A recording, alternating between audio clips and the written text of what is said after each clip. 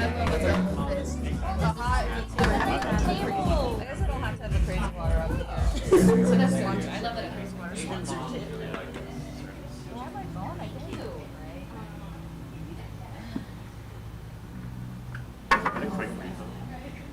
Yes. Yeah, thank you. Everybody's got a microphone to their right. All right, to their left. Sorry, to the left. To the left. Hello.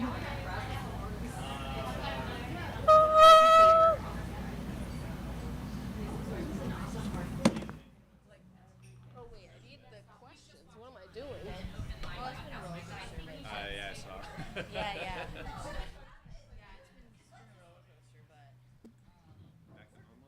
Back to normal now?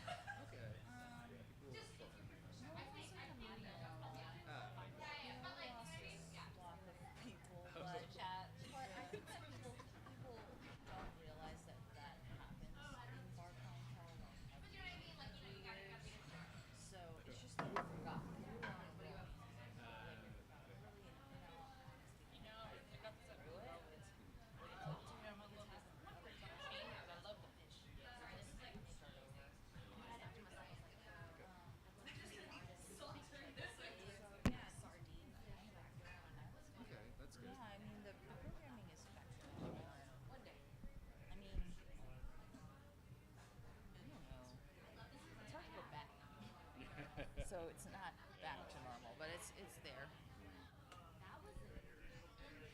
But like no people even like I overreacted. Like, I've had a lot of like people like I didn't mean it, but people I didn't mean for that to happen. But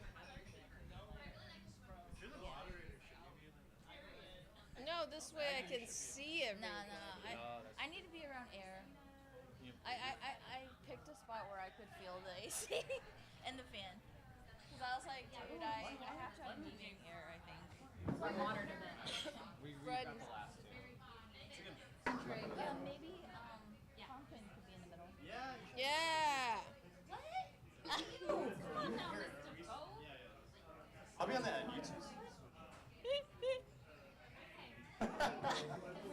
Because she's, I feel like if you're a performer, you're cool with being in the middle. Yeah, exactly. Yeah. Yes. Exactly. Yeah, Get that exactly. attention. All right.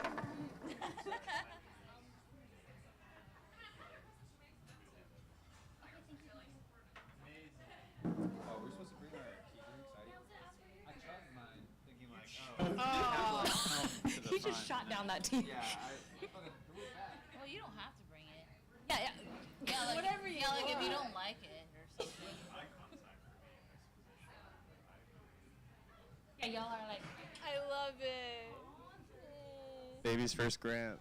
baby's first podcast. You know Grant more in my- podcast? the wedge here. I can't hear.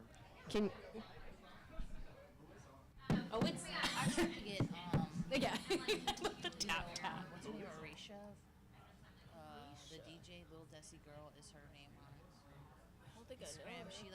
She has Sapphic single. Oh, she's singing on the house. Okay. Yeah. I'm actually get her on. She couldn't make this date. I just figured I try not to do AAPI stuff without.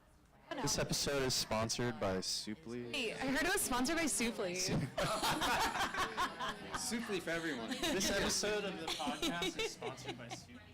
That really has to be perfect. Exactly. Yeah, It's okay. no, it does not feel perfect at all. It's really chill. Just trying to have a little footage. We're family Like, no, open. Like 10 on Okay. weekdays, 11 on weekends. Okay. It's like kind of late, but everyone's like, oh, you should do like, in Asia, they're like till 2 a.m. I'm like, I don't know how many people want 2 a.m. hot pot in Austin, unfortunately. In Austin, right? Wait. Yeah.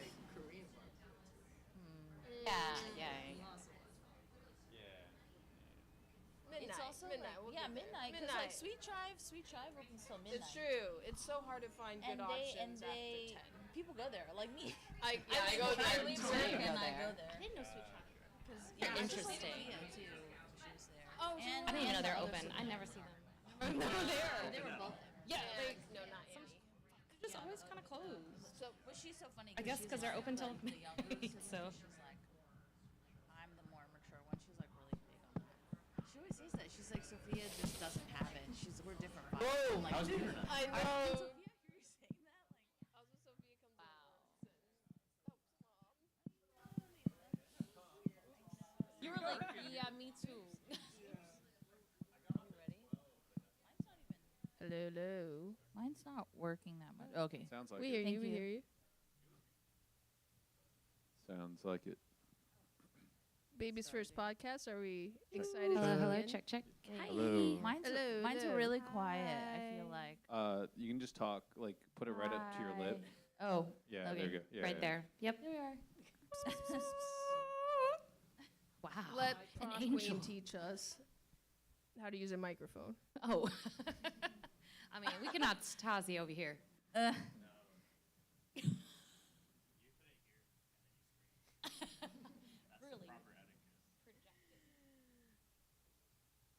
Okay. We just start. Well, logistically, how long do you want this conversation to last? Okay. Oh, great, great, great. Yeah. Start out tomorrow. I'll try to aim for 9.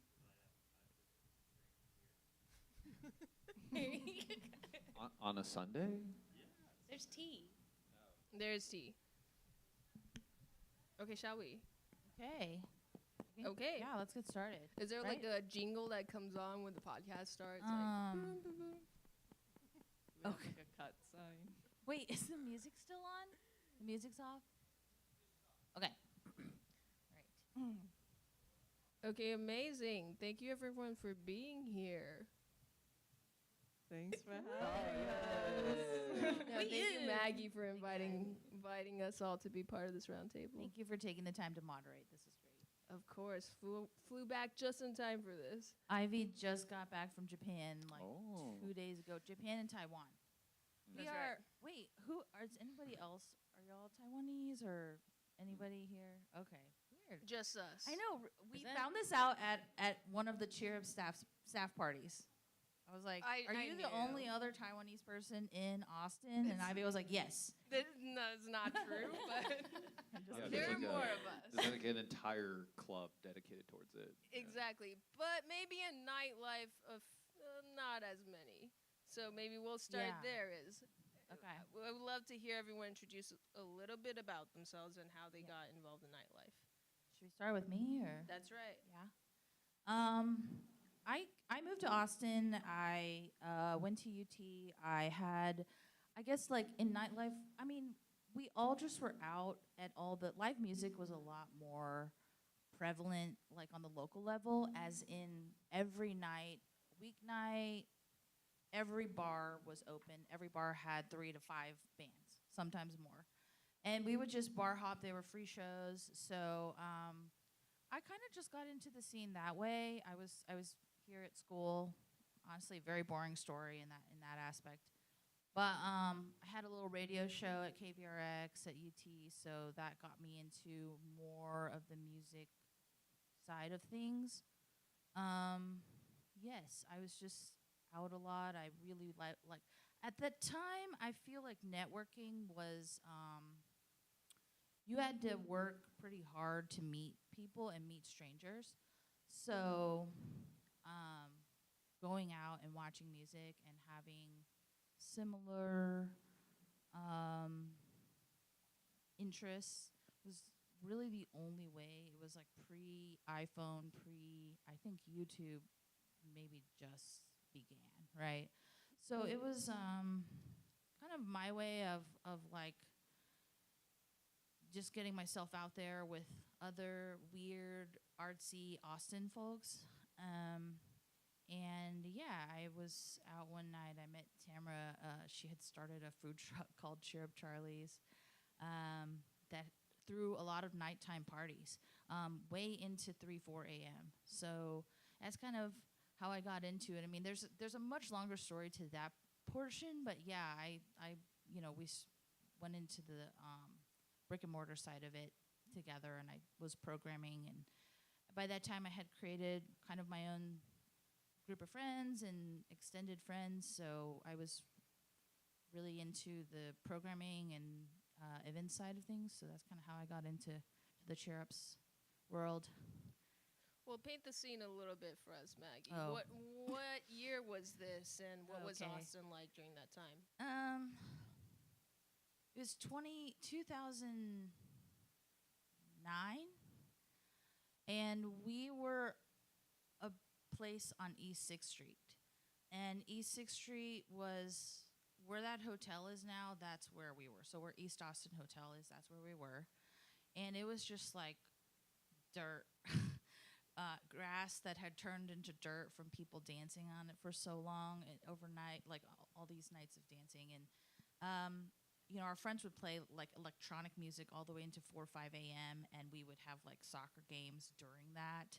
And it was just a mixture of stuff. And folks would leave the bars on 6th Street and come to the east side. And the East 6th Street scene was barely there. There was like a couple of really awesome bars like Rio Rita, Shangri-La was there.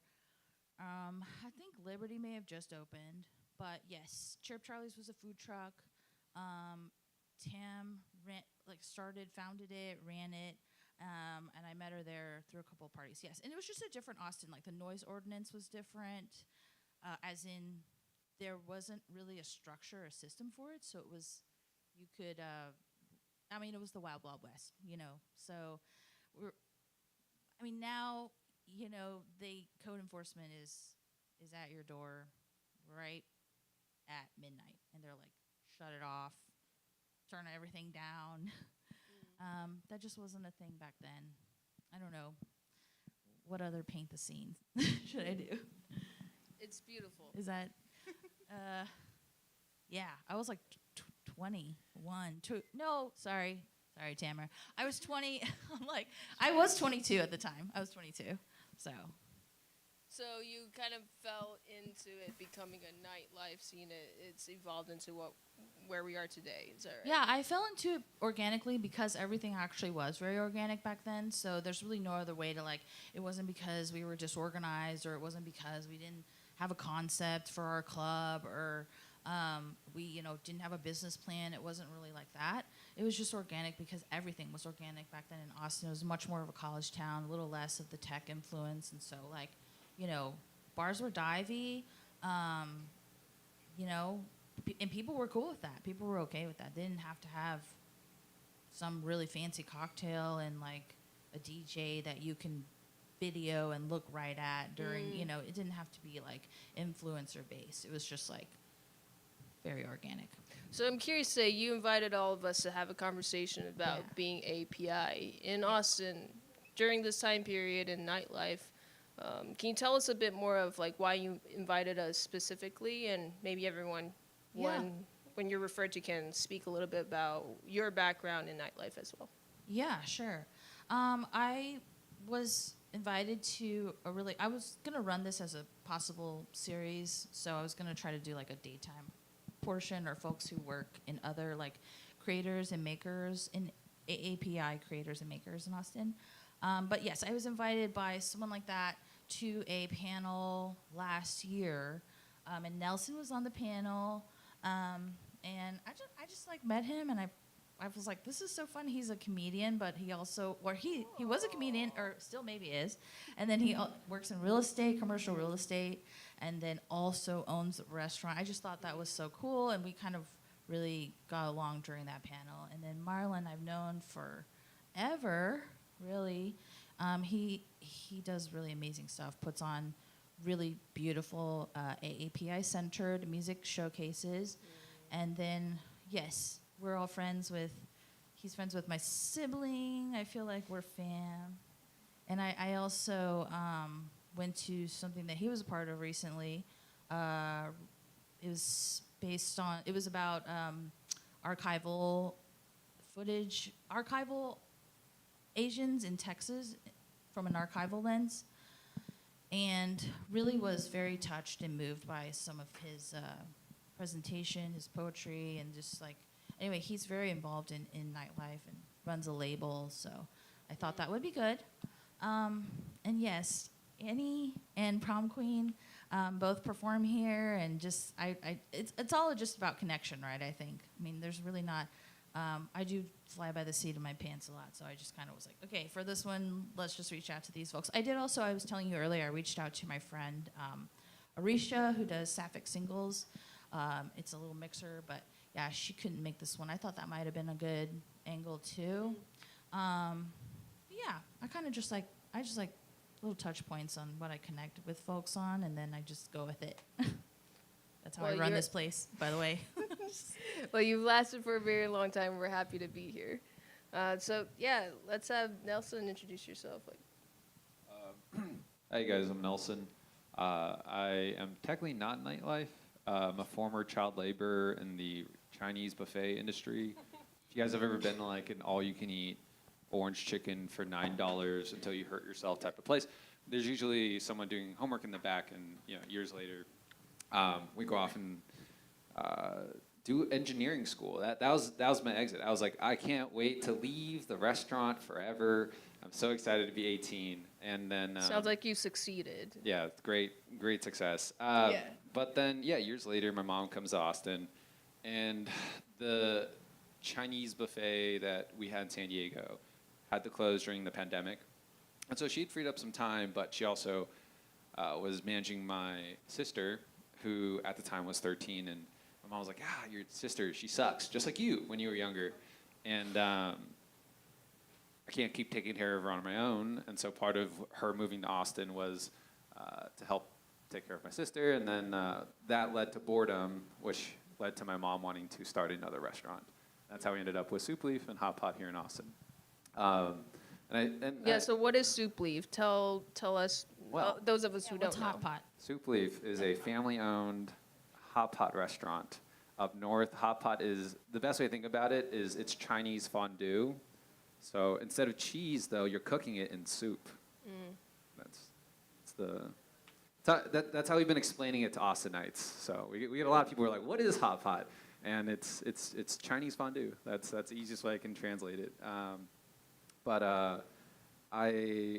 Austin's been very welcoming for the last few years. And then about a year ago, I went back into the workforce. So I work for this commercial real estate company called 𝐸𝐸 here in Austin. They're one of the largest in town.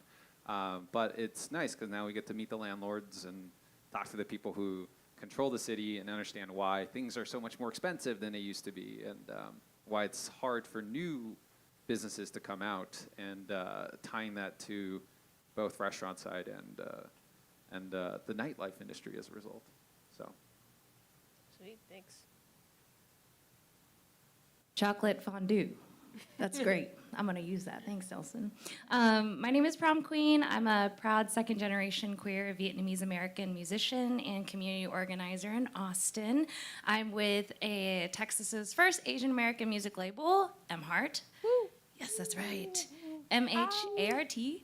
And so very proud to be part of a team and collective of Asian American artists and just BIPOC staff and crew, and we really prioritize taking care of each other and very much of a sharing, giving, trading economy, and just to help sustain our label. So very proud to be part of that, and very happy to be here full circle. Maggie, we had Kisses from the Diaspora show last May here outdoors, and it was really special, so it's nice to share the stage with a lot of cool people in this community. It was really, I think that Ivy was getting a film award too at the queer prom, and you were performing there, and that's actually another reason why I thought of bringing you in, because that performance was so good. The storytelling, like you talked about your dad, and during the show, like while she's like kicking and dancing, she's like telling this generational story. It's pretty amazing. So yeah. Aw, thanks, You're gonna show Maggie. us right now.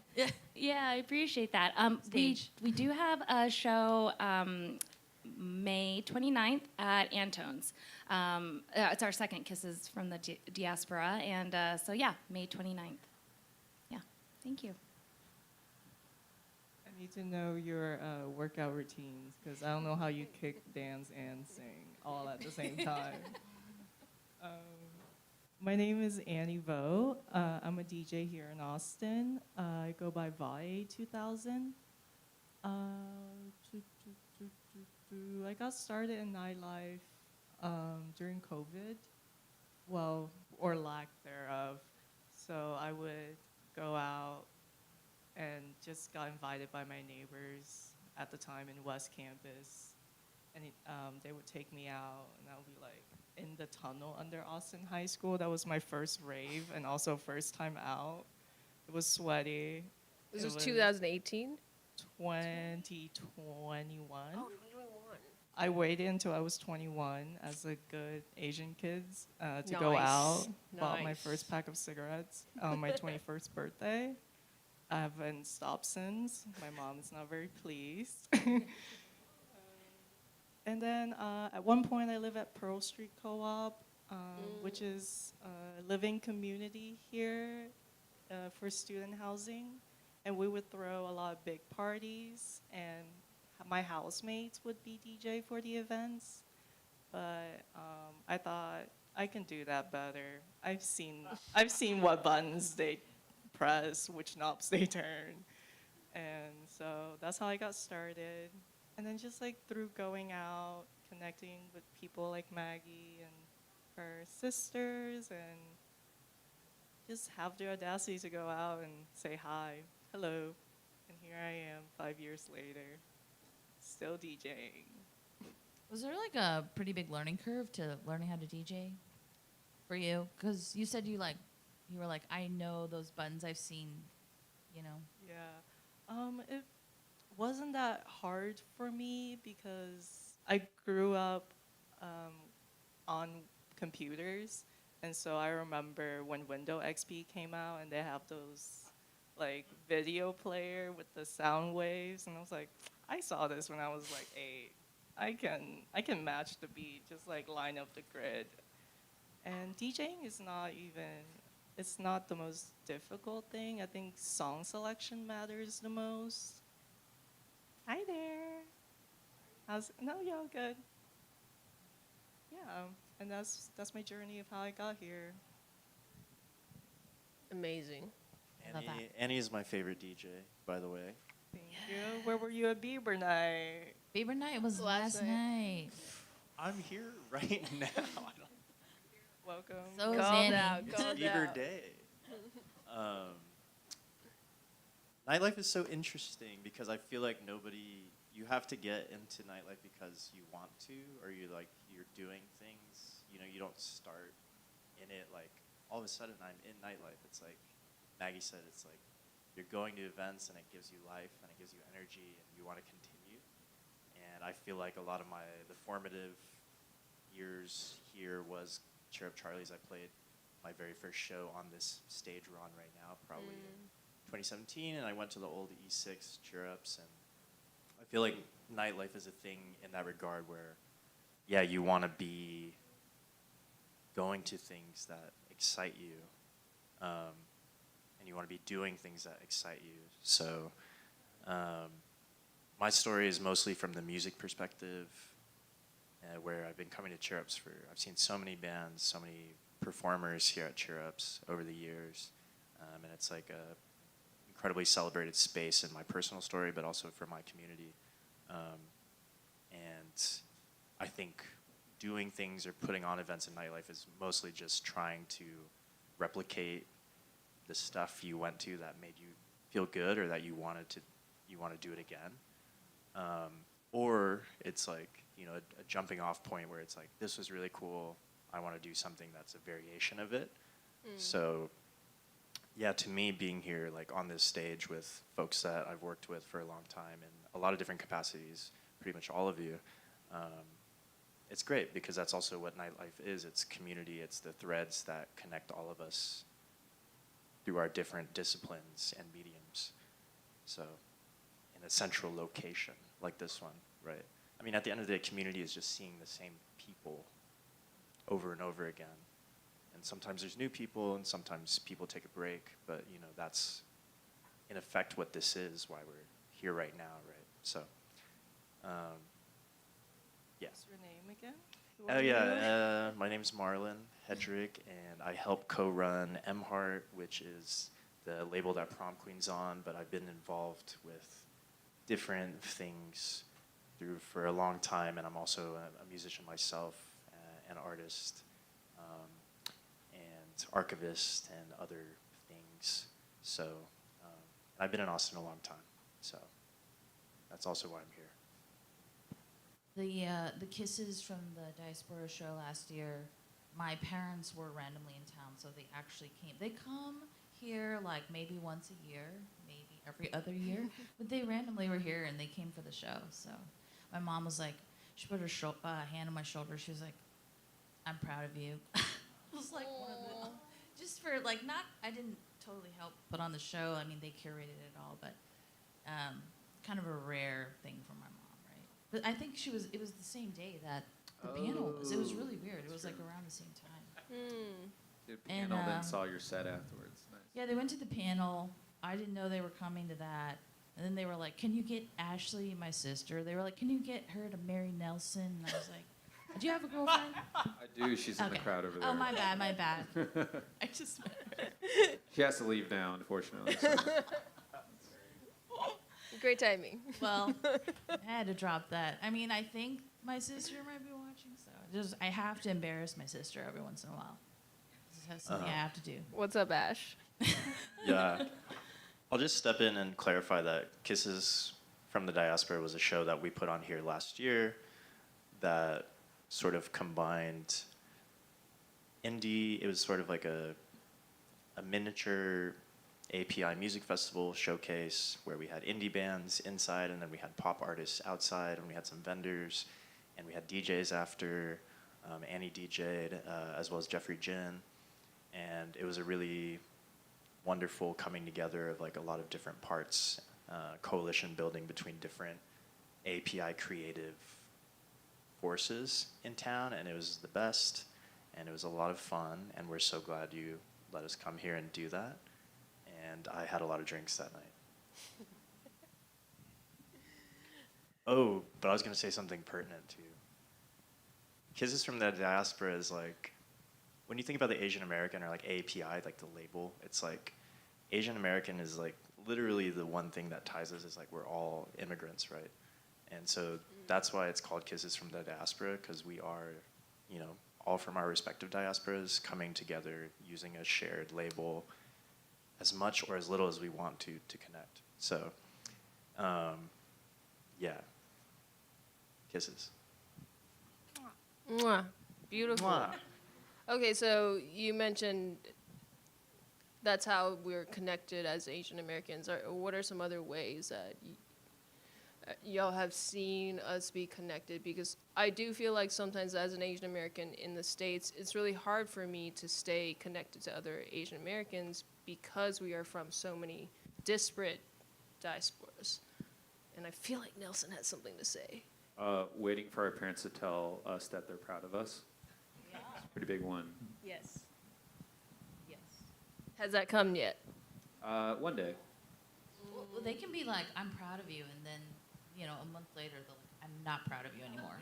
So that happened too. So. Well, I'm actually waiting for all of you to tell your parents you're proud of them. Hey. I've done that. Oh my gosh. Shout out. I wrote Mom, my I'm proud of parents you. a letter. Aw. What'd you say? I wrote my parents a letter to say that I have a hard time talking to them sometimes. They were supposed to come today. Yeah, they're in town, right? They are, and they just left because they don't speak English that well, and it's like invite them to a podcast. It will be overwhelming to be hit with so many English words at one. Are they watching the live stream? Did you send them a link? No, I don't think they're watching, so I can say anything right now. Wait, what was the letter you wrote to them? In the letter, I said that I'm really proud to be their daughters and how the lessons they instill in me is I carry it with me through a lot of different aspects of my life, even though they don't see it all the time. Because they live in West Texas, y'all. We, Vietnamese immigrated to Midland, Texas Wow. in 2012. I know that A lot of mentioned all. Asians there. That's crazy. Yeah, you're like, they don't speak English. They live in like a really white part of Midland, yeah. Texas. Yeah, and it's a small town. I think when we moved there, it was like 60,000 people. I was one of 2 Asian kids in my high school graduating class. And they all assumed you were gonna get married, right? Yeah. Yeah, no. And funny story about what connects my parents to like our roots is through food, obviously, with Asian communities like gathering around the table with the spinny, what you call that? Lazy Susan. Lazy Susan. Lazy Susan. Yeah, we love that stuff and going to dim sum, but Midland doesn't have that. And at the time, we didn't even have like an Asian supermarket in Midland, and so every month we would take the SUV, empty it out, and drive to Dallas, which is 5 hours away, to get groceries, like staple stuff like 50 pounds of rice, a case of fish sauce, like stuff we would not find at Midland at the time. And so that's the dedication that my parents put in to preserve our Vietnamese heritage. What were you gonna say, Marvin? I'm listening so much. I'm just curious. Do they have fish sauce at Walmart? Like, Yeah, they do now. They have sriracha, they have fish sauce, they got everything. shout I don't out. think they have dark soy sauce or like 𝐻𝐲 wine though. Yeah, I don't think they're that far. They're but lacking. Mirin. I think we bullied Walmart into providing seasoning at some point. And so, We. it's Asians in general. Yeah, you go to HEB, they have like 8 different You were part varieties of of that sriracha call? now. Have you guys ever been in the sriracha aisle at HEB? Yeah. Yeah, they got their own shelf now for sauces. I don't know, and I think this is a shout out to HEB. We love HEB, by the way. And do. for context, our restaurant, we have like 8 different suppliers. We'll have Cisco, we'll have like some national ones. We still buy our corn and our tomatoes and a lot of our produce just from HEB. We drive there in the morning. We talk to Javier. He's the one in charge of distribution. And he gives us boxes of corn every single morning because it's like the best price for quality. But the point I'm trying to get to is HEB like adapts to what people want, and Texas is changing. And I think they're like adapting the aisle to match the flavors of what people want, which is seasoning. Who would have thought? I mean, that's a really special thing to notice, a place that's adapting to what people want. And as, you know, Maggie even mentioned earlier, there aren't that many of us, honestly, especially in nightlife or in these spaces who are Asian American. And so how have you seen, especially as, you know, artists, curator, how have you seen the scene change over time, and where do you see it going? Have more people been showing up supporting your music and your art? What has that been like?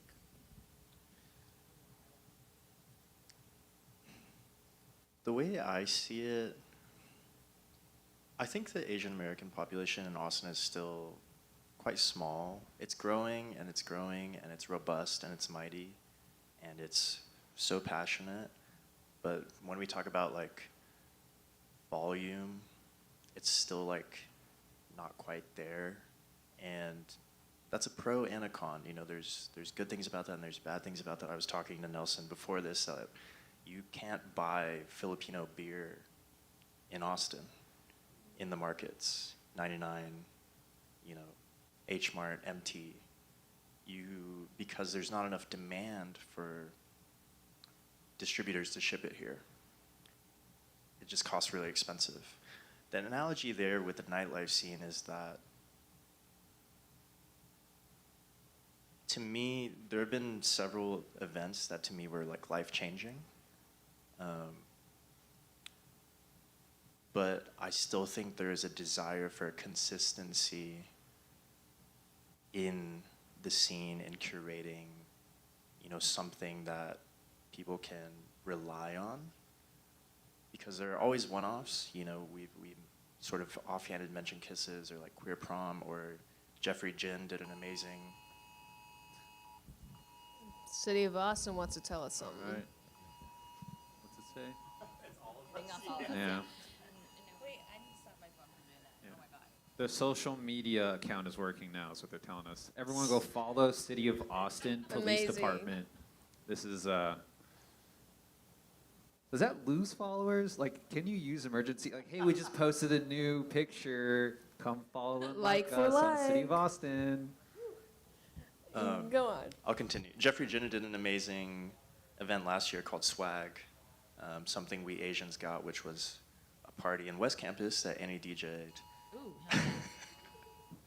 That one's to share their page This is also music. afterwards, It's so. music. Yeah. Did you remember to like and subscribe, everyone? course. Is that? I am actually following the City of Austin. I am too.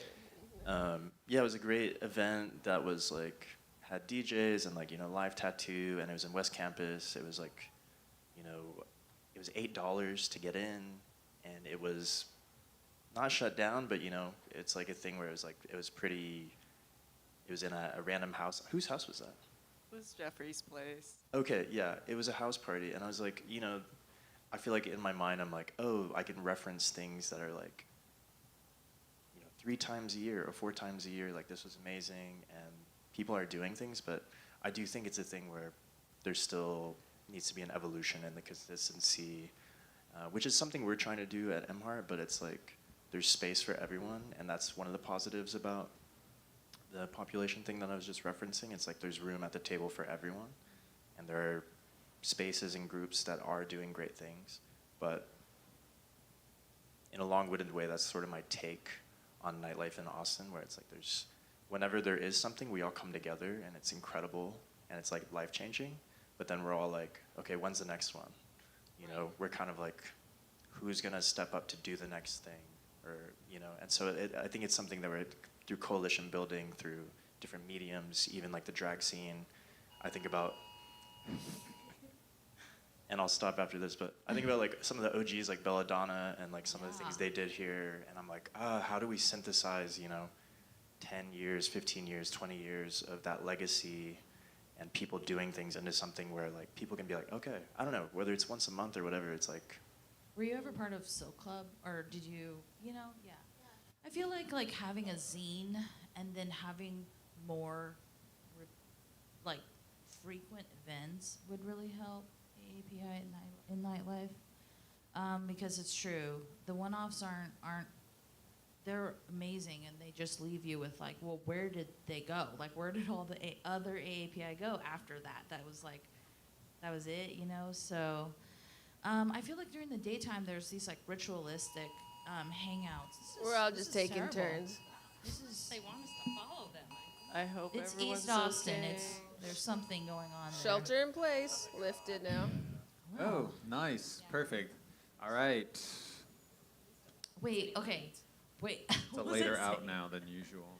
So. You were talking Yes, about okay, consistency. 'cause- and Yeah, like there's like rituals. I think creating more rituals for nightlife would be amazing for us, and nothing like creepy rituals or cult things, but just like what do we have that I'll we take can, the cold things. Hey, every Thursday we have this gathering at nighttime. I don't feel like we have that in Austin. I mean, I agree. It's Not like really.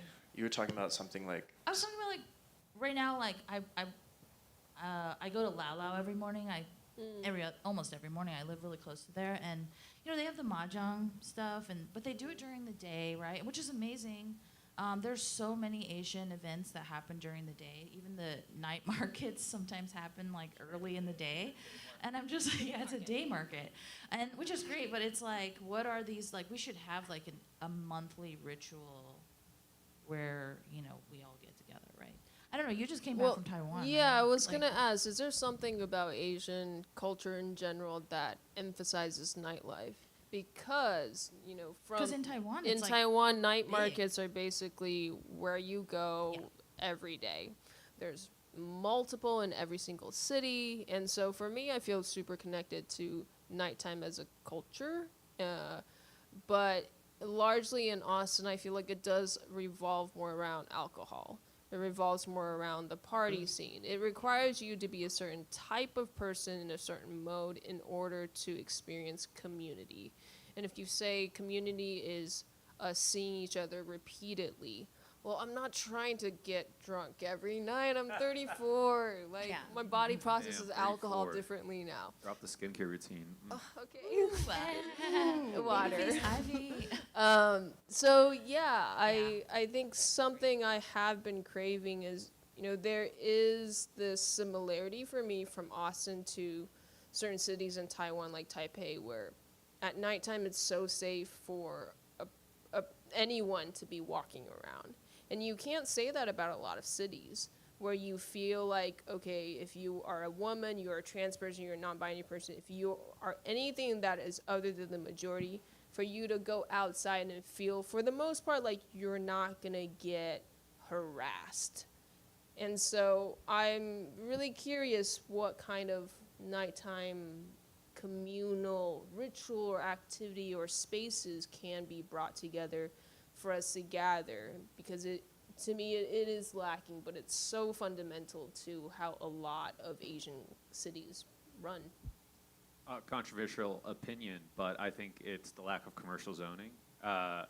In places, especially in Asia, the zoning is determined from the top down. And so most of the rules across Asia are, there's no regulation, more or less. It's like just build for whatever you need. So you notice every street you pass by, either Japan, Taiwan, for example, there's like a retail shop on every floor. Yeah. And those can be bars, those could be grocery centers, those could be anything you want, but they're all walkable. And so you're walking and you don't have to drive to go to the shopping center to where you need to go. You don't have to drive to meet somebody at a bar, then have to drive back home. It's a lot easier to get drunk somewhere, get on a train, and then find your way back and forth. And safer too. Safer too. Yeah, but you don't get that much density without good public transit, but you can't justify the public transit unless you have enough density. But then, you know, it's the hard question of like gentrification and all that. Obviously, you want to prevent as much as you can, but you can't get there. And now you're stuck in a chicken and egg problem where people are living further and further away from downtown. Right. Who's going to come down from Georgetown so they can throw ass at Cheer Up Charlie's every weekend, right? It's just easier to go to, I don't know, Wild West and Cedar Park or something. And so the further away you are, the harder it is to get to somewhere. The less likely you are to have random chance encounters to build that community. You have to plan it. And that forces you into these scenarios where maybe you can do one-on-ones, but it's harder to get a collective group to randomly show up and hang out because, hey, we all happen to be in the same neighborhood. Why don't we just meet up at this mall?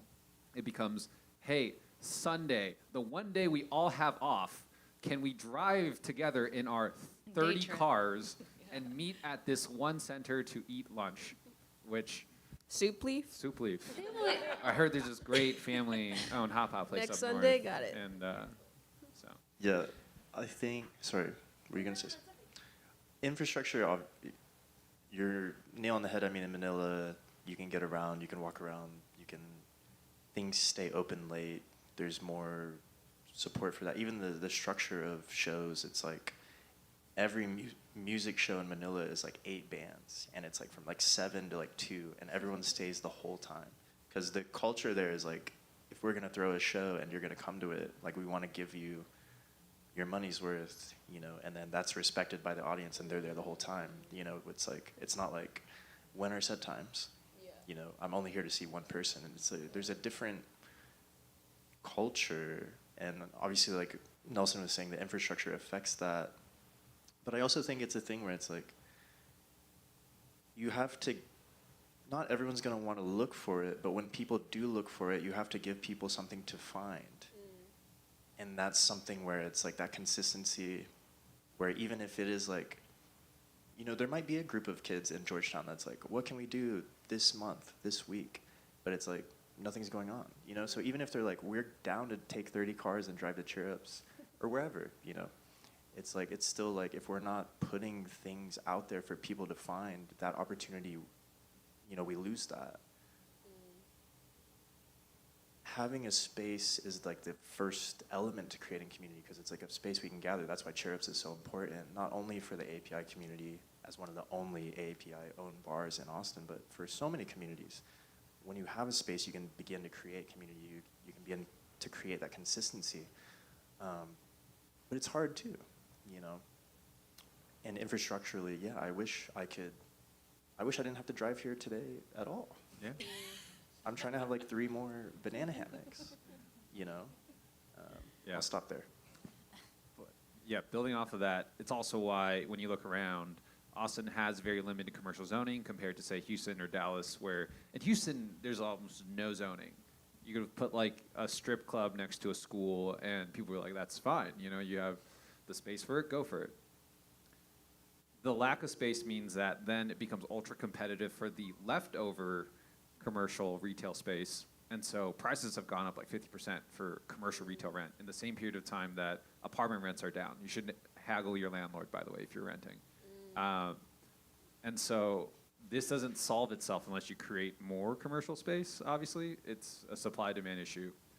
But in the meantime, that just raises rents on everyone else who's been here forever, which is why you start losing old businesses that have been in Austin for a long time when their rent comes up for renewal. And the only people who can fill it are large national franchises and corporate chains that can afford the rent, right? And people complain about that. But it's like, well, you don't have any other space for this mom and pop who's been here for 20 years and rent was cheaper. So now they're either forced to go to, I don't know, Cedar Park to find a lease that's cheap enough, because there's nothing left here that hasn't already been taken up by a larger franchise that can afford to rent. So I would love to hear from Annie, because before this conversation, you mentioned you are having an internship with the city soon and that you're studying geography right now in grad school and you're interested in city planning. What have been the thoughts you've been having in relationship to this conversation? Yeah, so I'm currently in grad school at Texas State for geography, which is just looking at maps and making meanings of it. My response to your answer actually is a conversation I have with a coworker at a nail salon that I work at on the weekends, a Vietnamese-owned nail salon. The whole staff is 25 women, all Vietnamese, and we talk shit about the customer in Vietnamese while we do their nails. What's the name? Enjoy Nail and Spa on 38th and Guad next to Starbucks. And I'm one of the outliers in terms of Vietnamese immigrant, like going out, being a DJ, while also just getting a liberal arts degree. And a conversation, I invited one of my coworkers at the nail salon to go to one of my DJ show. And when they asked me where it is, and I told them it's downtown, they told me they've never gone downtown because their impression is like Dirty Six, we can't find parking, we live in like Far East or Round Rock. And it just seems like such a hassle for them to be able to come down here. And they also asked me, like, how do you get home? Because once you're drunk, you can't really safely go home. There's not enough buses and public transit, so it connects all of these things that Marlon and Nelson have touched on. So I think for Nightlife to flourish, there gotta be a whole redo of public transit and also just cross promotion. So like reposting, connecting with other artists and showcasing what they're doing on your page, and then doing the same vice versa. Like, it's community building, and we gotta uplift each other. However, 100%. Yeah, I mean, sorry, I don't mean to interrupt. Yeah, no, I absolutely agree. I want to speak to just also how the structure of just event organizing is a lot for those. You know, I know everybody up here performs and organizes, and that's just a lot on the event organizer. And I love, Annie, that you mentioned cross-promoting, because it's a way for us to be like, okay, you got an event, awesome. I'm gonna offload my work and just really put focus on like Ivy's event or Marlon's event, or like a special here at Cheer Ups or Nelson, y'all have a special at Soup Leaf. Like, it's just, I really like, I think that that is a great way that we can build together and share that burden. Because it is a lot to organize, to market, to raise funds, and then to get people out, you know. So just a lot of shout outs to those who organize events. Like, it is a lot. No, yeah, that's a really salient point. And I think, obviously, we're here at 𝐻𝐻𝐿. We want to support 𝐻𝐻𝐿. We all support 𝐻𝐻𝐿. We have for a long time. But, you know, when I hear that, I'm like, we have to bring, like, you need to DJ the nail salon. You know what I mean? Like, it's like, I think that is one of the solutions where it's like. Some of the best parties are in the salons, I would say.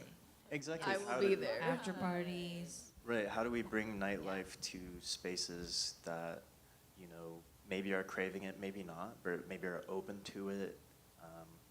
Yeah, I think about like Michelle Zhang, who books stuff at like Alienated Majesty and like certain DIY things, and it's like, I would definitely go to, well, one, I'd watch you DJ anywhere, but at a nail salon, you know, I don't know. I think the way that we can think about injecting nightlife into spaces is an important conversation.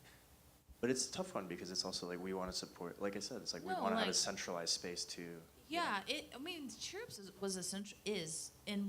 has been a centralized space and a hub for a really long time. So like, you know, something that's controversial in our world is like club owners, right? Is like, it's very competitive and there's a lot of type A dudes that are running the clubs, and you don't talk about another club. You don't promote another club on your stage or something.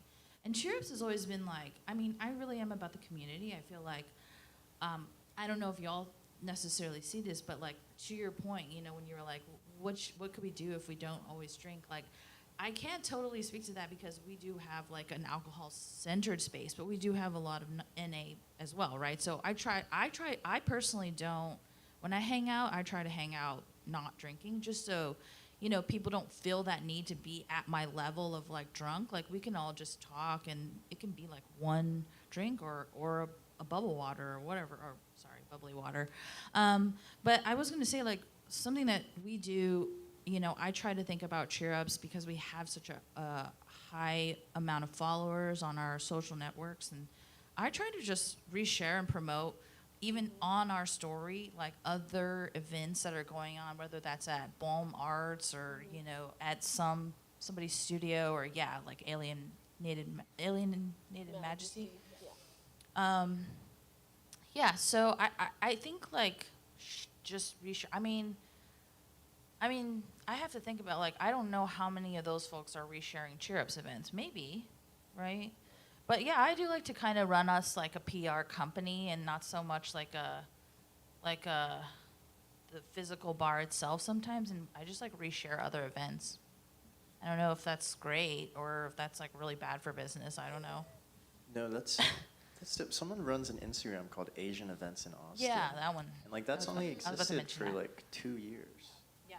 You know, and it's like, we are on like the fore of like, I mean, we always are, even historically, but it's like, you know, we are always like on the precipice of like creating like the future of like the AAPI scene here in Austin. So it's like, obviously, 𝐻𝐻𝐿 is like the GOAT, in my opinion. But I would, you know, like, I just want to do this thing at your nail salon. I feel like it's like we should do an event. DJ, and it could be co-presented by 𝐻𝐻𝐿, even if it's not at 𝐻𝐻𝐿, and we could have soup leaf and hot pot, even though that's probably unfeasible in a dynamic mobile state. And then, you know, Ivy can do like the filming of it, and we can archive it, and it's like. Ivy didn't really get to introduce themselves. Oh yeah, that's true. Let's bring it back over there. Moderator. I was trying to avoid it. My name is Ivy. You already know this. I am a filmmaker in Austin, and my entry into nightlife in Austin is actually by way of exploring making this film called I Need Space with some like collaborators. Hannah's here. And funny story, Maggie did not like us when we started filming. That's the tea. That's the tea. Oh my gosh, that is the tea. No, I did not like them. I didn't want to interview. I feel like it was just like that. So we're interviewing right now. This is actually the main interview.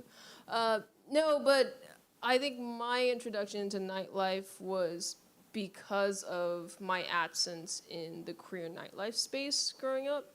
Like, as a closeted Christian, non-binary person now, I didn't really have that adolescent journey of discovery as a queer person. And so we began making this documentary because we heard that 4th Street area, which is, has a lot of gay bars there, that area was going to be shut down and it was going to be turned into commercial property, into condos. We're back at that topic again. It's like real 2021, I think. it was 2022. 22. In the spring of 2022. And so we just realized, holy shit, like Austin doesn't have designated protected neighborhoods at all. There are no protected spaces that preserve queer culture and queer history here. And so we did it out of the sense of urgency and desire to make sure that people know about the situation and we could rally behind these causes. And through that journey, ended up becoming much more like integrated with the culture here, and that's been 4 years now, just through documenting really wonderful queer performers in town and getting to know Maggie and Tamra, and now they like us. Okay, I don't remember. I don't remember it this way, but They blacked out. We'll have tea later and talk about it. yeah. This wasn't on the question list. I don't like this. No, I'm just kidding. I'm taking a little detour. But yes, that's my little story.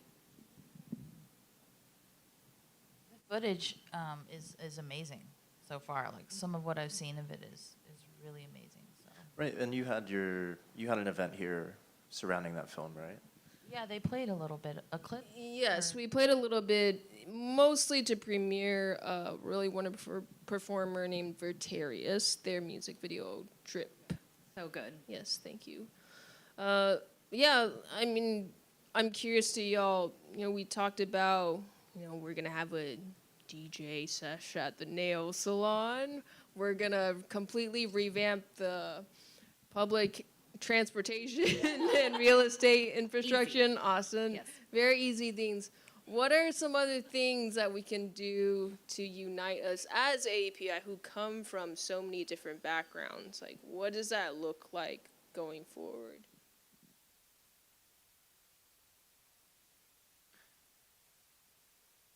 Easy question, sounds like. Hot take.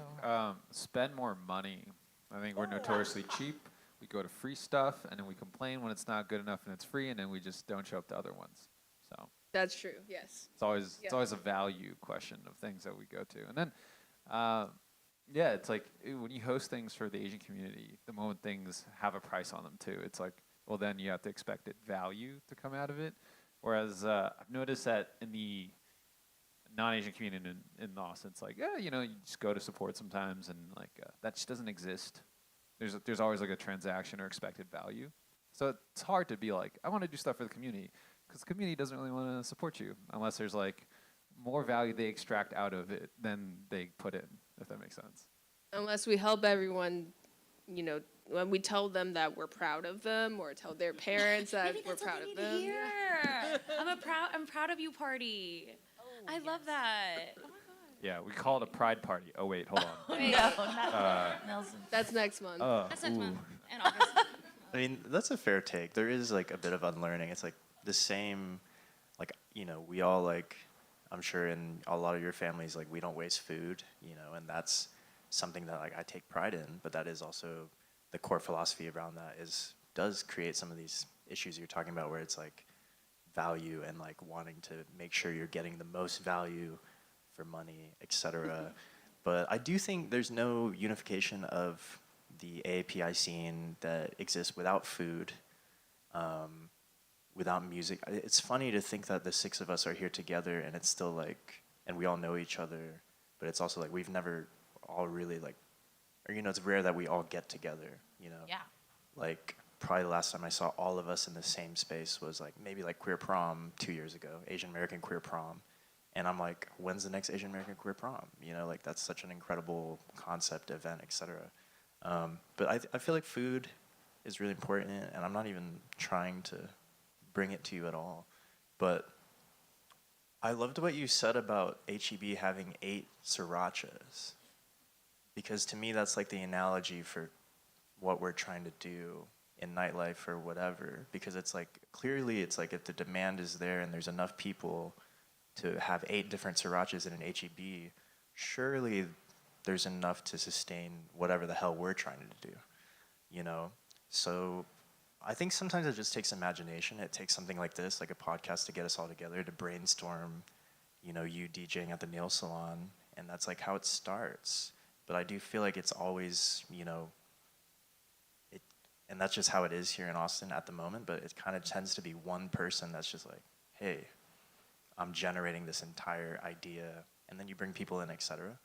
But I'm losing the plot a bit here. How to bring 8 srirachas together. Exactly. There's 6 srirachas on stage, so we need Correct. 2 more.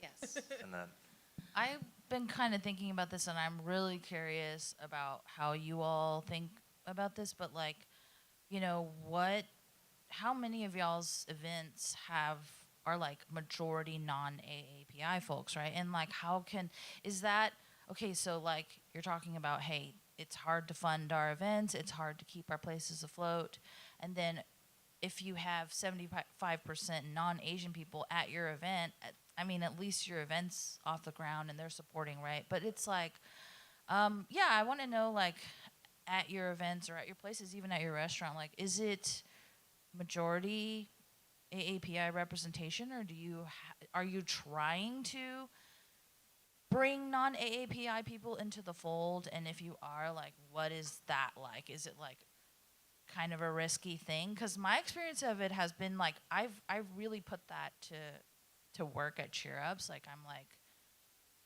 like we need to, I'll just say it like this, and then I kind of want to hear y'all's stories. But like yesterday, I was at a screening of the 𝐈𝐯𝐲 documentary. 𝐈𝐯𝐲 used to be, you know, it used to be down here on Red River. I saw Beach House at 𝐈𝐯𝐲. This was like the second iteration of 𝐈𝐯𝐲, not even the very first like crazy punk version, but like they already had sold it once to a more corporate guy.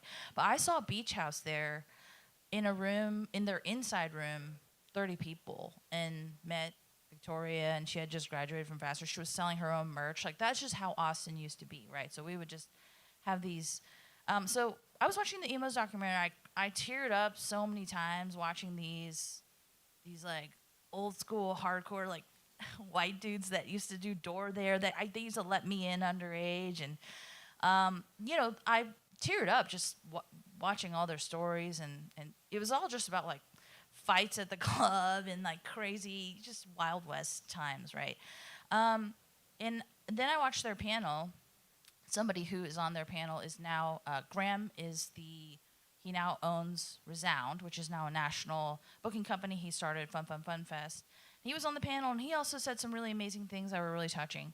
And I kind of got to thinking, like, and not that I want this to happen, that anybody should have to do this for me, but like, I was like, you know, I've lived in Austin, and I've met folks way past the middle point of learning about Austin culture and Austin history and what happens in Texas music.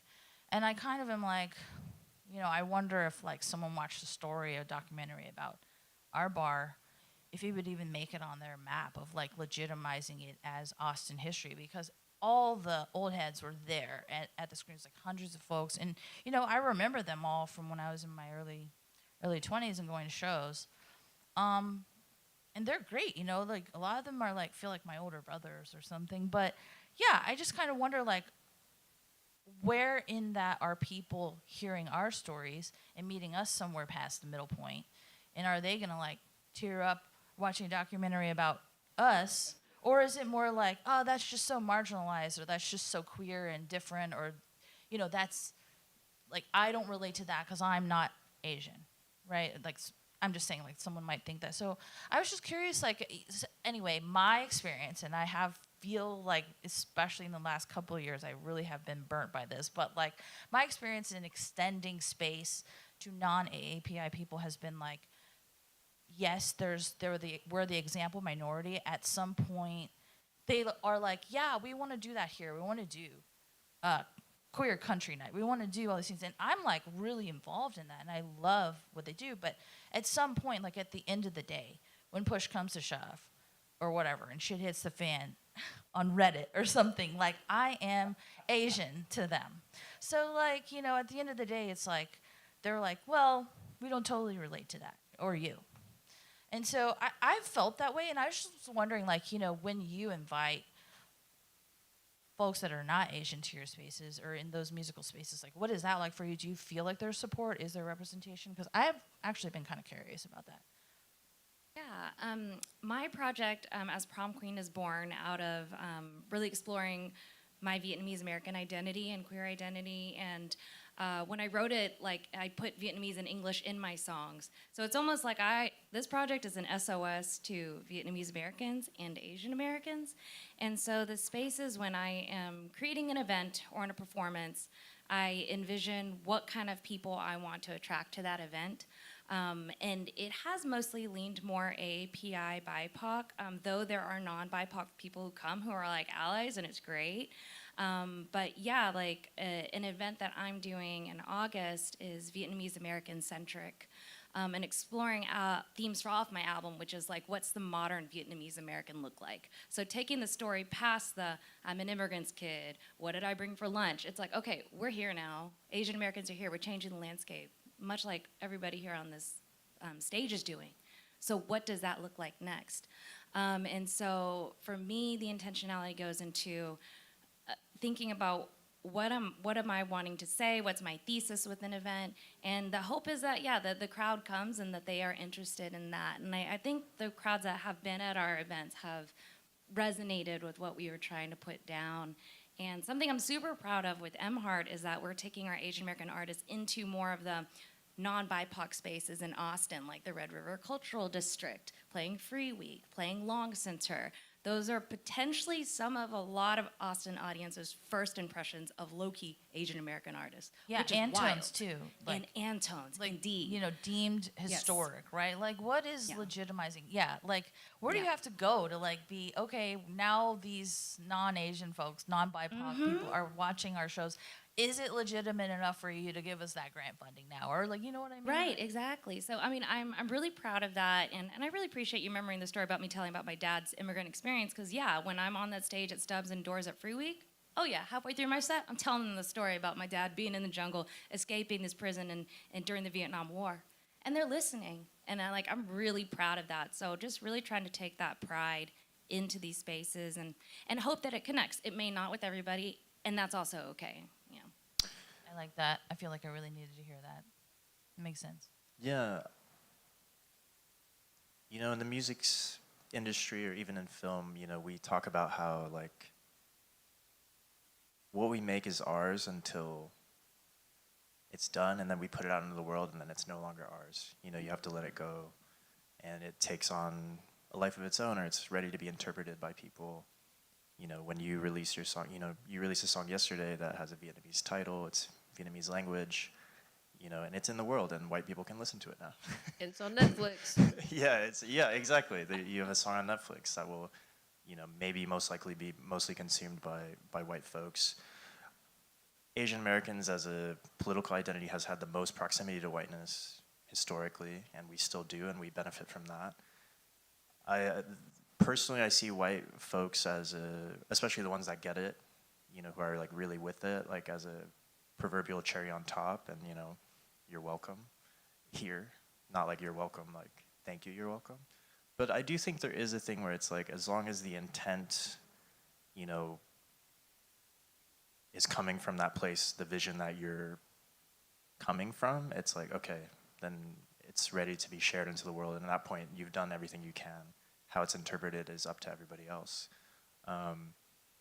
It's the same, like, you just DJ'd last night, Bieber night, you know? It's like, you didn't play any Asian music, but you are a Vietnamese DJ, right?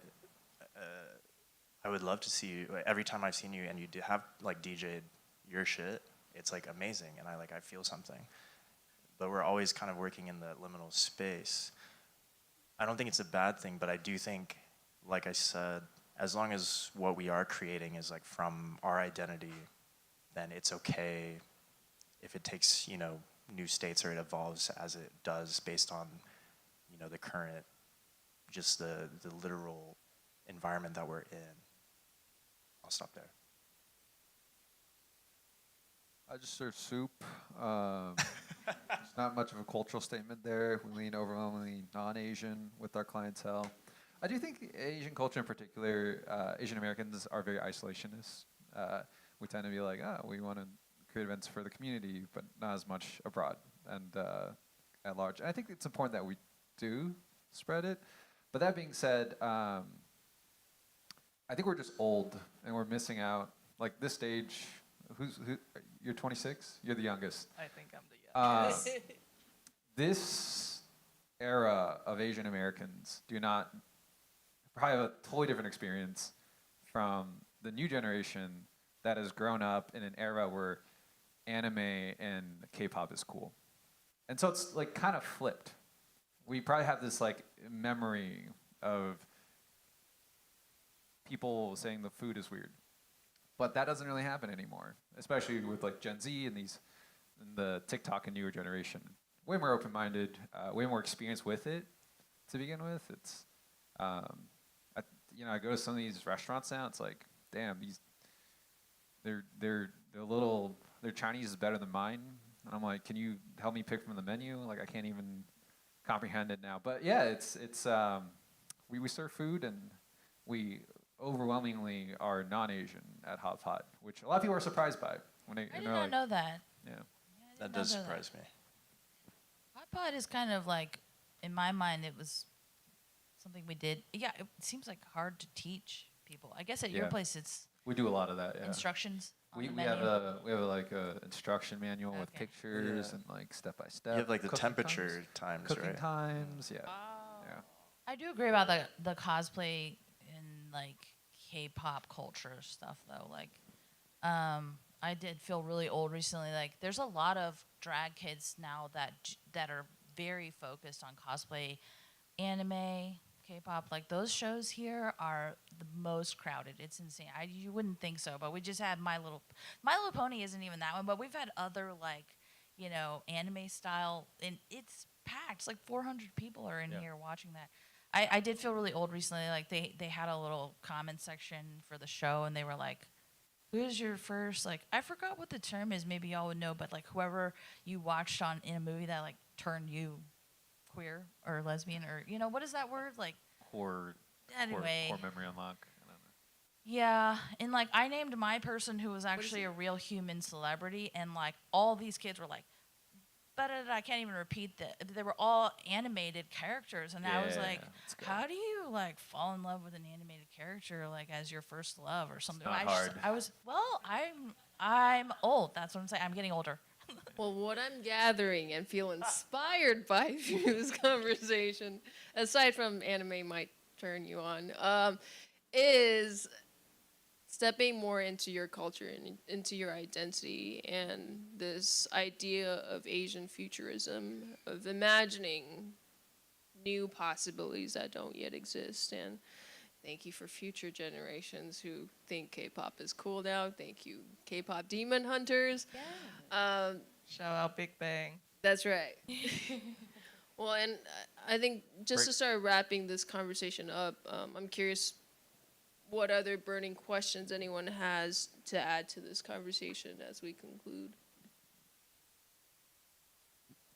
Do we have access to the roof at Soup Leaf? Can we throw a party up there? Yeah, can we throw a party? I'm going to have to ask the landlords. I don't think we have that in our lease stipulation, so. That's kind of my biggest burning question, which I've been brutally rejected just now, so. But, and that's totally fair.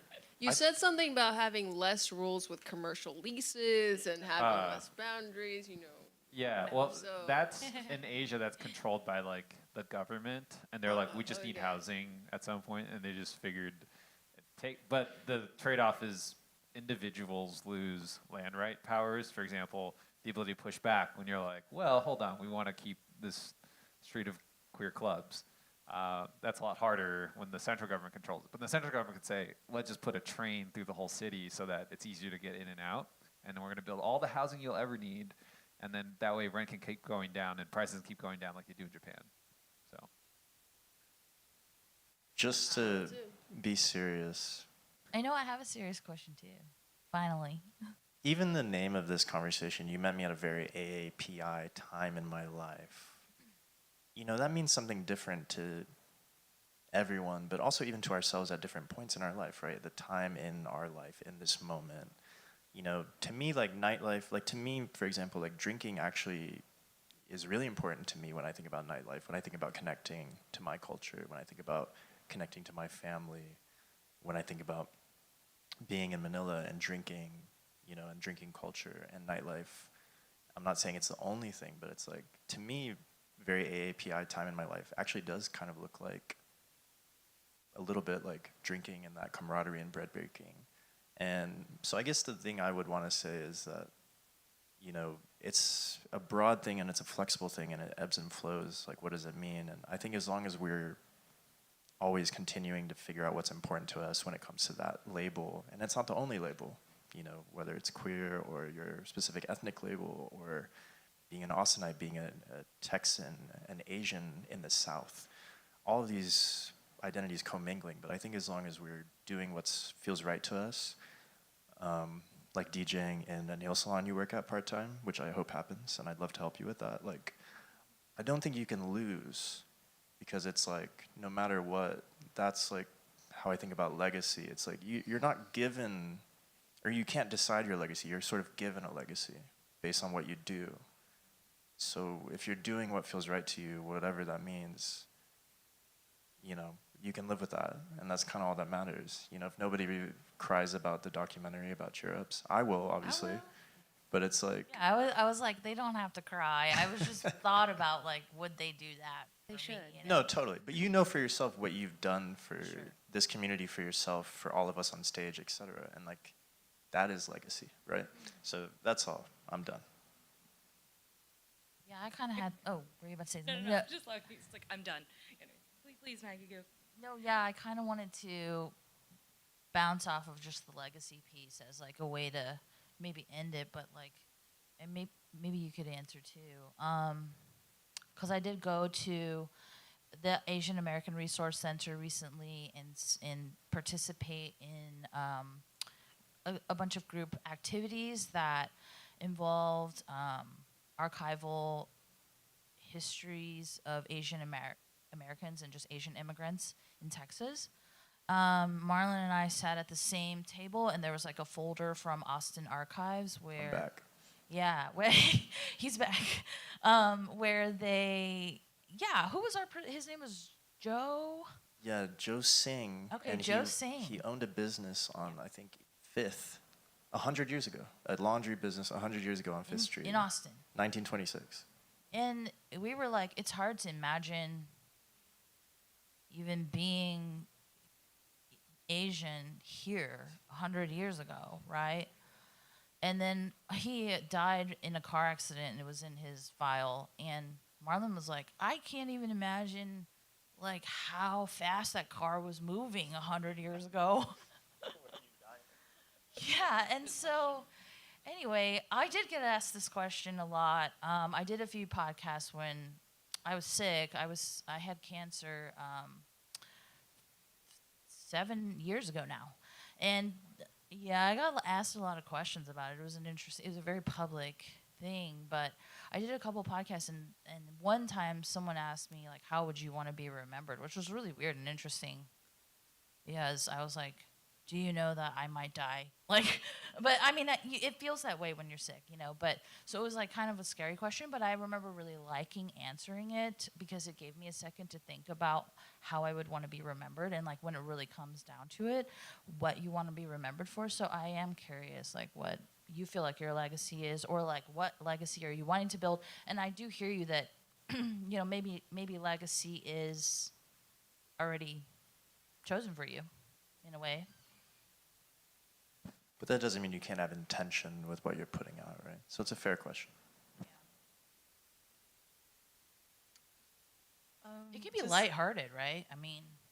Oh, my answer is not lighthearted. Historically, Asians in America, like they immigrated here, and it's mostly about survival. Like Chinese immigrant came in here to build railroads, Korean immigrants after the war, Vietnamese escaping South Vietnam, all of that. And so I always think like I'm the first generation in my family that gets to live and not survive.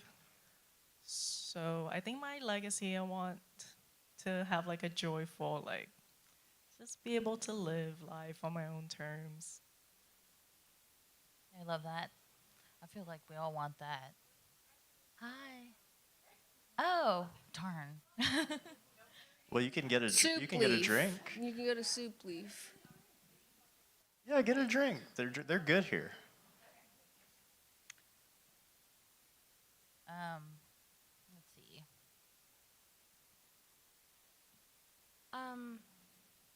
Yes, I really liked your answer, Annie. It's like really freeing and liberating. I think for me, there's a word in Vietnamese, the Nghinh, and it means like just being yourself, your natural self, feeling safe and feeling comfortable. And so with my project, when I perform, I strive to be myself as much as I can, like my 2-year-old self that's singing karaoke, dressed up, in front of the TV, not caring, and just really living my best spirit and hoping that that liberates others and gives them permission to be that as well. I think that's like my biggest joy, and also just like giving other people opportunity and platform to speak their voice and share their stories. Yeah, that's just really important to me. So that's what I just try to bring to my work. Affordable housing and food. Those are like the 2 key things. You're doing one of them at least right now, which is exciting. Yeah. No, we're gonna housing stuff too. So. Okay, I just love what y'all said. You know, we are children of immigrants. It's like, that's kind of the whole point. It's like you're saying, it's like, would we even be here if we weren't trying to be given an opportunity by our parents to live and, you know, not just to survive. So I just love what y'all said, and I think no matter what, whether you're on this stage or you're not, it's like we are literally the AAPI community here in Austin. You know, like the choices we make, the businesses we support, the decisions we make, like, do shape the future, whether there's an outsized legacy or it's just something that we remember. But we will remember it. And so all of you have like very distinct memories, or have created distinct memories for me in my life and how I interpret the scene and my place in it. So I think, yeah, as long as you guys continue to, as long as you're here, continue to make those decisions, it's like, you know, the future will happen and you will have shaped it, right? Really beautiful and thoughtful. I think that one of, you know, the mainstays of Asian culture is longevity. And so that's why I wanted to ask about legacy. Because, I feel like I try to, you know, capture how my parents and their parents feel about legacy and longevity and what it all took to make it all the way here. Like, you should tell that story about your dad, you know, even now, because a lot of our families escaped political turmoil in other countries, and many died. Like, I have grandparents, great-grandparents that were at the airport in a panic trying to get on a plane during the Chinese Civil War, and then the revolution afterwards. And some were, my grandmother's sister, they had to leave without her because she was trampled to death. And I mean, that's such a dark part of our history. But there are, and then on my grandfather's side, you know, he tried to escape the Chinese Civil War, and he accidentally ran into the Russian army, who captured him, and then he got polio, and they thought he died, and they dumped him in a pile of dead bodies, and he actually was alive, got back up on foot, and made it to the I guess he got in a boat or something, but they eventually, you know, made it to Taiwan. And then his my grandmother's granddad also same thing, like just made it on foot to the Russian border, or I think to the Tibetan border, just to get out of China during that time. So Like, I mean, I think those stories, you know, I try to think about those types of stories which are really old in our minds, like not so modern. And then, like, I look at what's happening in front of me every night, like anime night, you know, at Cheer Up, drag night at Cheer Ups with 22-year-olds doing, you know, cosplay. And I'm like, let me try to, like, connect that bridge, you know, of it's kind of like a long game. And then you have to see the story of longevity. Like, in our country, in America, they have, like, I don't know what the government's plan is right now, but it's probably like day to day, right? But in China, they have 20-year plans. Like, they're laying out that plan, and it's like, this is what we're gonna do for the next 20 years, because they have 5,000 plus years of other things that they have to consider. So just like, I do think like longevity is a big piece of being Asian. Like, we try to create things that last a long time in people's memories, even if it doesn't last a long time, right? If like the building is gone or something. So. Yeah, what's your legacy? I don't know. That was it. I think that was what I was trying to say. Yeah, I just want to be remembered as somebody that maybe, like, whether I met an older person or a younger person currently in the community, just like being almost like a mirror for that person, to be like, I met Maggie and she saw something about me that I now realize, like, oh my gosh, I could do that. Or like, she saw something, I mean, I guess if you're like kind of a dark person, you'd be like, oh my God, she saw something horrible about me. And I'm like, I don't know, but I do kind of like move through life in like a mediator role, I think. And and I think that's really important for talent buying. I think that's really important for just in general, like nightlife is being able to see people not during the day for who they are, like in a more mediocre, sorry, daytime is not mediocrity in any sense, but like in the role, like we all see each other during the day, but like in certain cities, they have nightlife mayors, they have a whole nighttime government, and their nightlife is open until the morning. So then you really have to think about, like, when some of us go to bed and go to sleep, there's a whole world that then starts at 10 p.m. And I try to, like, think about, like, when I did go to Taiwan and I went to the night markets and 3-4 story malls, and you just shop until daylight. And it was one of the things that my mom loved the most about living in Taiwan. And yeah, I kind of try to like take that and bring it to life in a short span every night. Sometimes that, I guess, does involve a little bit of spirits and alcohol, and I think that you know, is okay. I've seen pictures of my dad like playing mahjong, and he's got with his friends, and they've got the full whiskey bottle, and then the next picture, the whiskey bottle is completely empty. And I'm like, well, I guess, you know, like, so it is part of our entertainment culture. But yeah, I do try to maybe think about like the short and the long term at the same time. I mean, we talked about earlier how a lot of times in order to create something, it starts with one person. It starts with someone shouldering that responsibility and carrying it out. And I think that, I mean, one, you and Tamara have built a tremendous business over the span of, it's been what, like 17 years about? And in the same way that like this has become part of your legacy, what does that look like outside of just this physical space? Like, what is that thing you're embodying in a long-term sense? Yeah, I don't know. I think I'm just starting that journey, like, recently, especially after some things that happened, you know, in the past couple of years. It's like, it's really amazing to be, like, at the heart of this space, but also, like, you know, I am a person outside of this space. I do have, like, other lived experiences. So I have been just starting that journey, kind of, to be honest with you. We're excited to see that unfold. I mean, I do just work here on some level, right? It's just my job. Yeah. Yeah, what about you? What about me? I think Film is the best way to create legacy. I mean, I feel like I grew up on, I feel like film was watching movies. The movies were like my surrogate parents, you know?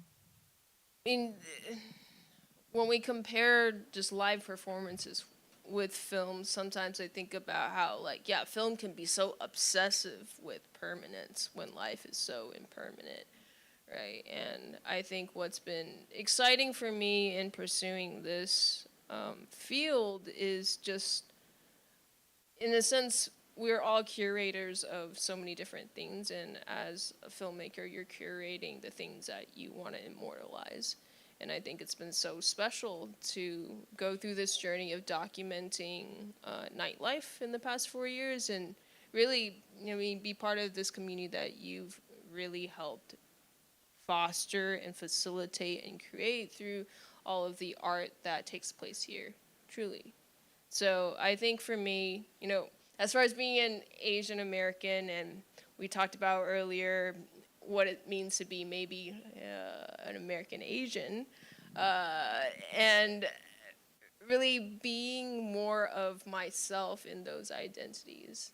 And I think a lot of us as Asian people just want to make our parents proud. We just really want to make the world better than how we found it. And so I think a lot of that is, for me, centered just around gratitude, around remembering that, like, hey, we have this one very brief, special, precious life, and we're only here once.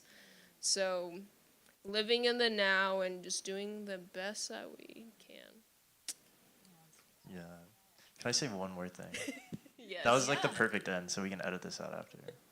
But I just I'm gonna pee then. While you. Yeah. I just saw what you said about longevity, because like 17 years, cheer-ups, it's like, that's like one generation. You know? It's so much of my life. Yeah. Like, at one point I was like, it's half my life. But now I'm like older, so it's less than half my life again. But still, it's still a long time. Right, but when We've raised almost an adult now, is what we're trying to say. Exactly. Yes. They're going to college soon. Buying their pack of Yeah. cigarettes. You think so? Yeah. Oh, okay. And never quitting.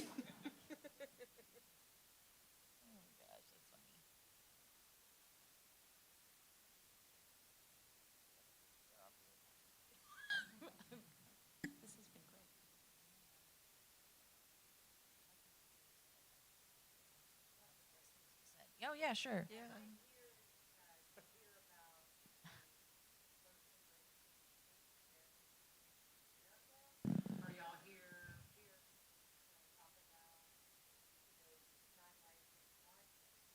We kind of did a little bit of both. Yeah. Thank you. You dropped Oh, in. you walked in. I do want to hear the story. I mean, we don't have a time cut, but we should. Like, we shouldn't just be here forever, I think. But I do want to hear your dad's story. Can you tell it without being in the middle of a show? Oh, absolutely, because it is just a story. Yeah. Thanks, Maggie.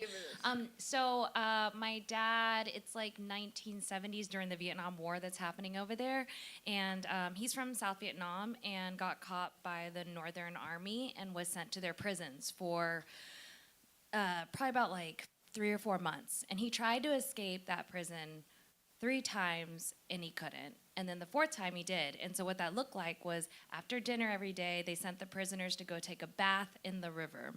And so my dad talked to his friend. He's like, hey, let's jump in the river and like swim all the way down the river to like some watercress leaves and just hide there. They'll whistle for us to come back up again, but like just stay in the water. Well, he never found his friend, but my dad did. He like went down, he dove and stayed under the water. And he heard the whistle, everybody got up, they counted the men, but the river curtain like pulled my dad into the jungle. So my dad was able to escape. It was about like 3 or 4 days and nights where he was like barefoot, just underwear, in like a jungle. This is not Barton Creek, whatever, pretty trails. This is straight up scorpions and beehives, which he ran into, swimming across different rivers. There could have been alligators. And then he finally found his way to the city. Like, he just followed the North Star. Like, it's like just a tale, like a story. You're like, what? And my dad was like, yeah, I just looked at the stars. I was like, okay. So yeah, and in the show when I share it, I'm like, yeah, and my dad told me all this in an IHOP. To show the juxtaposition of like, wow, he went through this and we're eating a short stacks of pancakes and he's asking the person for more butter to clog up his arteries. And I'm just like, yeah, whatever, Dad, you swim many rivers. You should do what you want to your arteries. But it was just wild. And so that inspired me to write a story about a song called Mountain, about the idea of how do you persevere, how do you convince yourself to go through something hard. And so, yeah, he definitely inspires that story of perseverance, because that's scary. That's a lot. It is, yeah, it's called Mountain by Prom Queen. Prom Queen, one word. Yeah, thank you. It's really good. Thanks so much. I do think we have a lot of stories like that in our culture, you know. They're hard to hear sometimes, and then they're just like, well, that's actually what they went through.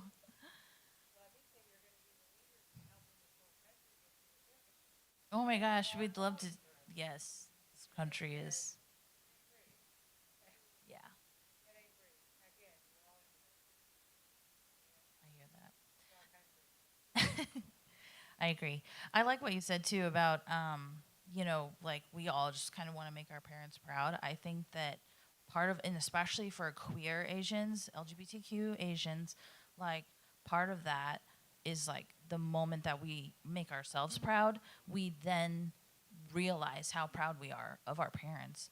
I mean, that's how I felt. Like it took me way into my 30s to be like, wow, I'm really proud of myself. And then I was like, dude, me being proud of myself, I had to realize, okay, I come from these people who may not have known what exactly they were doing when they moved here and like scrapped it and did what they could. But like, I am proud of them, you know, and that's kind of like, it's kind of like one and the same for us, like our families, us being proud of ourselves, and then being proud of our parents. It's almost too interconnected, I think, for our culture a little bit. I'm proud of all of you personally. Thanks. We're proud of you, Marlon. I feel like I have a lot of homework to do, with just like write my parents a letter, tell them Right, I'm me proud of too. them, because yeah, I'm in my 30s and I'm like, oh right, when they were in their 30s, they had me and my sister. They moved to the States, didn't know English that well, and you know, all the things that they had to go through for me to have the life I have now in order to give back to them. And so, I mean, I think another unifying theme and value that a lot of Asians have is just like this weight of responsibility to sort of return what's been given to us, to our parents. And I mean, comes with a lot of pressure. I think maybe that's my chronic back pain coming in.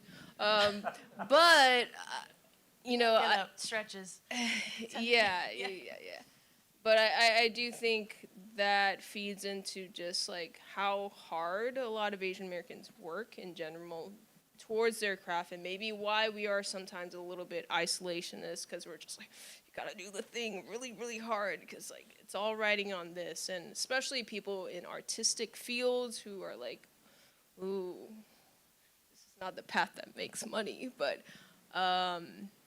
yeah, I finished with my closing statements like 10 minutes ago, so Okay, I got okay. nothing. Yeah, I think we're good. Are we good? Yay. No, you're good. Thank you everyone for participating. being Thank part of you, this. y'all. Thanks, Thank you, you all. Ivy. Thank you, Maggie, for having us. No, you're good. It's true. One teenager. Thank you so much for staying.